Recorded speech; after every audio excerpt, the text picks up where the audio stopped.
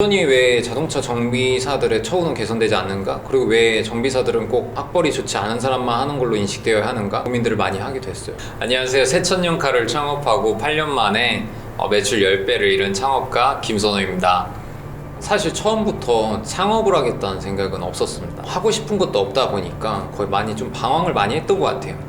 그때 이제 아버지가 저한테 했던 말씀이 공부하기 싫으면 기술이라도 좀 배워 이렇게 말씀하시는 거예요. 그래서 정말 기술을 배우면 먹고 살 수 있을까라고 해서 아버지가 하시는 일을 봤더니 기술자시고 전문직인데 저렇게 천대를 받네?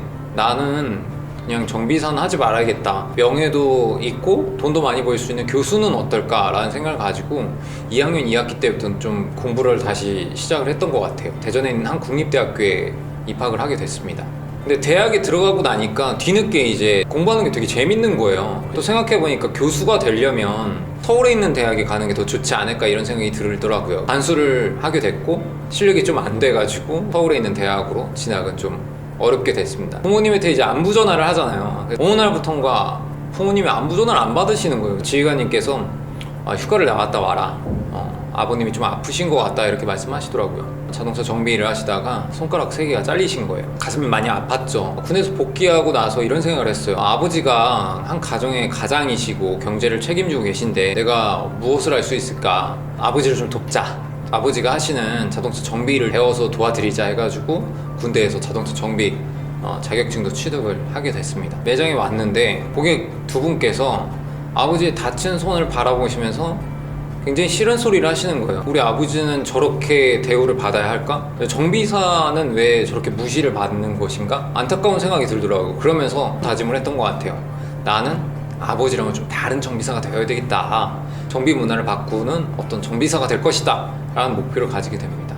이제 대학을 다니면서 편입 준비를 했고 서울과학기술대학교 기계자동차공학과에 편입을 했습니다. 학교에 다니면서는 공학적인 수업, 자동차에 대한 전문적인 공부는 학교에서 배우게 됐고 교외 활동으로는 여러 가지 활동을 했는데 KTNG 상상 마케팅 스쿨이라던가 해외 안정 여행 소프터즈 같은 활동을 통해서 홍보 마케팅에 대한 기술을 좀 많이 익혔던 것 같아요. 아버지가 운영하시던 카센터에 마케팅을 좀 맡아서 했는데 시간이 좀 지나니까 이제 방문자 수가 많이 늘더라고요. 매출도 같이 많이 상승을 했어요. 12년도에 3개월 만에 3배가 올랐고 5개월 만에 5배 그리고 8개월 만에 8배가 오르는 기하급수적인 성장을 일으켰죠. 성장을 하면서도 좀 궁금하면서도 안타까웠던 게 뭐냐면 여전히 왜 자동차 정비사들의 처우는 개선되지 않는가? 그리고 왜 정비사들은 꼭 학벌이 좋지 않은 사람만 하는 걸로 인식되어야 하는가? 고민들을 많이 하게 됐어요. 그래서 여러분 어떻게 하면 바꿔낼 수 있을까? 정비 문화라는 거를 정비사에 대한 인식이라는 거를 도대체 어떻게 바꿀 수 있을까? 이런 생각을 하면서 새천년카의 경영 철학을 만들게 됩니다.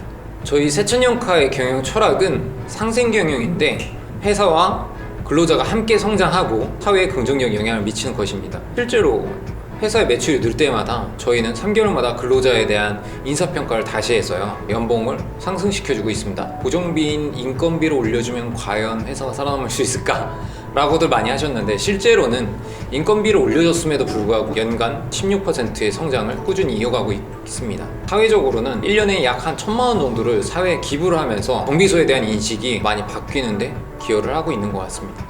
정비사라고 하면은 허리 짧다 이런 인식이 좀 싫었던 것 같아요. 대학원을 진학을 하는 거로 결심을 했고 고려대학교 기술경영전문대학원에 현재 재학을 하고 있습니다. 대학원에서는 굉장히 많은 것들을 배우고 있어요. 전문적으로 기술 경영에 대한 부분들인데 특히 새로운 기술이나 경영 기법 또는 인사관리, 조직관리 등에 대한 방법 등을 많이 배우고 있고요. 가장 이색적이고 좋은 거는 교수님들한테 배우는 것도 좋지만 사실은 다른 커리어를 가지고 있는 다양한 분야의 전문가인 동기원들한테 이렇게 배우다 보니까 많은 지식이나 경험들이 쌓여가고 있다는 걸 많이 느낍니다. 이런 거를 통해서 아무래도 저도 발전하지만 새천년카도 많이 발전을 하게 되는데요. 이런 모습들을 보고 있는 저희 고객들은 역시 새천년카 되게 믿을만하다.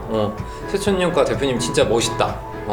나 새천년카 대표님 진짜 계속 응원할 거다 라고 많이들 얘기를 해주세요. 저도 되게 힘이 나고 지금 하는 일에 대해서 더 책임감을 가지고 일에 임할 수 있게 되는 것 같습니다. 저희 새천년카가 추구하는 목표 고객이다 라고 하는 거는 30대에서 40대 또는 50대에 이르는 전문직에 종사하고 있는 고객들을 저희 주 고객 타겟으로 정하고 있어요. 시간적 여유를 갖고 싶은 게 그들의 마음이라고 저는 개인적으로 생각을 해요. 어떻게 하면 시간적인 여유를 주면서 보다 안전하게 차를 운전하고 다닐 수 있는지를 고민을 많이 했던 것 같아요. 거기에 맞게 상품과 서비스를 만들었고 그들과 많은 대화를 나누고 했던 것 같습니다. 물론 이제 고객을 뭔가 분리해서 타겟을 하고 그분들만을 위한 어떤 서비스를 만든다는 것 자체가 조금은 위험하다고 생각을 해요. 기존 고객을 안 받은 건 아니지만 프리미엄 서비스로 지향점을 하다 보니까 자연스럽게 프리미엄 서비스를 따라가지 않는 고객들은 점점 나가더라고요. 하지만 시간이 지나면서 프리미엄 서비스, 픽업 정비 딜리버리 서비스가 익숙한 고객님들은 매장에 오지 않으시면서도 점점 입소문을 타고 차량 정비를 맡기시기도 하고 차량에 뭐 실내 세차를 해주는 서비스를 한다던가 냄새 제거 서비스를 해준다던가 다양한 서비스들, 기스를 제거를 해준다던가 이런 서비스들을 해줌으로써 고객들이 굉장히 편안함을 느낄 수 있도록 상품과 서비스를 제공을 해주고 있습니다. 제 꿈이요. 제 꿈은 세천년카뿐만 아니라 정비업계에서 성공 롤 모델이 좀 되고 싶습니다. 정비업계가 선진화된 정비 문화로 가는 데 있어서 정비사들도 좋은 대학 나온 사람들이 내 차를 고쳐주는 사람들이 점점 늘고 있다. 명품이라고 하는 정비에서도 충분히 이루어질 수 있는 명품 정비다. 명장만이 정비를 하는 것이 아니라 정말 그런 것들이 갖춰짐으로써 정비 문화를 좀 개선을 하고 마중물 역할을 하기를 기대하는 것이 제 꿈이자 목표입니다. 네. 감사합니다.